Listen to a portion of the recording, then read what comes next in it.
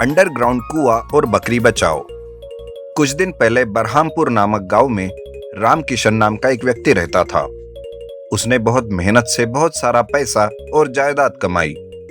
उसकी पत्नी रमा देवी और 2 बेटे राजू और रवि थे। वे दोनों कुछ काम ना करके बहुत आलसी बनकर पड़े रहते थे। एक दिन रामकिशन कहता है, रमा, हमारे दोनों बेटे बिना किसी कामकाज के आलसी बनकर रहना मुझे अच्छा नहीं लग रहा है। मेरे बाद हमारे जायदाद का ये ख्याल कैसे रख पाएंगे? आलस के कारण सब कुछ खत्म कर देंगे। इसलिए इन दोनों में से जो भी योग्य है मैं उसी को जायदाद देना चाहता हूँ। ठीक कहा जी, मुझे भी उनका आलसपन बिल्कुल अच्छा नहीं लग रहा है। कुछ ना कुछ करके इन्हें योग्य बनाएंगे। अपने वृत्ति की इज्जत करना भी सीखना चाहिए। ठीक है रमा, मैंने एक तरकीब सोची है, वही अमल करता हूँ। अभी उन दोनों को यहाँ लेकर आओ। ठीक है जी। रवि, राजू, अगर तुम दोनों इसी तरह आलस और गैर जिम्मेदार रहोगे तो तुम्हें मेरे जायदाद में से एक फूटी कौड़ी भी नहीं मिलेगी। सोच लो। अरे पिताजी, ऐसे कैसे? हमें नहीं मिलेगा तो किसे मिलेगा? मैंने दिन रात मेहनत से व्यापार करके ये जायदाद कमाई है। तुम्हारे जैसे आलसी बनकर घूमने फिरने से मुझे किसी ने लाकर नहीं दिया। इसलिए जो काबिल है मैं उसी को मेरी जायदाद दूंगा। इसलिए तुम्हें एक परीक्षा में सफल होना ही होगा। अरे पिताजी, कैसी बातें कर रहे हो आप? अभी हमें परीक्षा भी देना पड़ेगा। मान लो कि हम दोनों ही जीत गए तो क्या कर लोगे? तब मैं दोनों में जायदाद समान रूप से बांट दूंगा।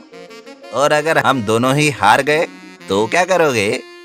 तब मेरी सारी जायदाद मैं किसी अनाथ आश्रम के लिए उसके नाम लिख दूंगा, लेकिन तुम्हारे जैसे निकम्मों के हाथ में नहीं सौंपूंगा।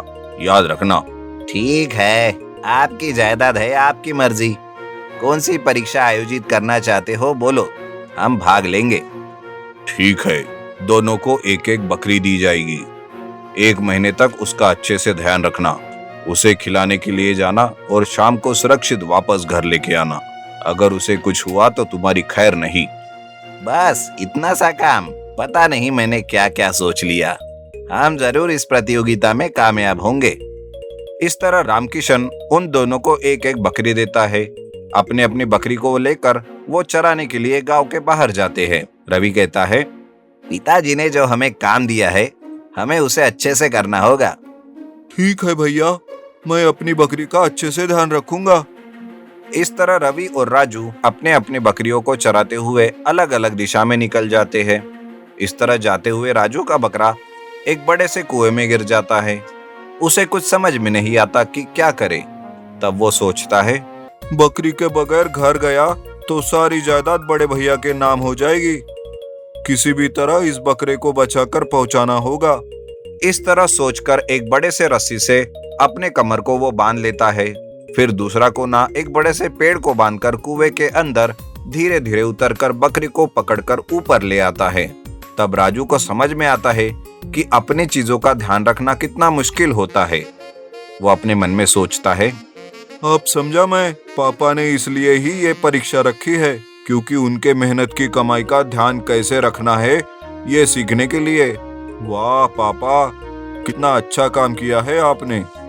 रवि अपने बकरी के साथ जंगल में घूमता रहता है। इतने में एक बाघ बकरी को खाने के लिए वहां आ जाता है। यह देखकर रवि डर के पेड़ के ऊपर चढ़ जाता है और अपने मन में सोचता है, हाय रे, मेरा बकरा तो नीचे ही रह गया। अगर बाघ ने खा लिया तो जायदाद नहीं मिलेगी। जल्दी से बाघ को भगाता हूँ, वरना सारी जिंदगी कष्ट झेलने पड़ेंगे। इस तरह से वो पेड़ से नीचे उतरकर डंडा उठाता है और बाघ पर हमला कर उसे जोर जोर से मारकर भगा देता है। जब अपने बकरी के साथ वापस घर आते हुए वो सोचता है, मैं तो सुपरमैन बन गया। बाघ के साथ लड़ाई करके मेरे बकरे को बचा लिया मैंने। अजीब लग रहा है। इसका मतलब केवल एक बकरे के लिए इतना कुछ किया तो पापा के जायदाद को बचाने के लिए इससे ज्यादा कष्ट उठा सकता हूँ।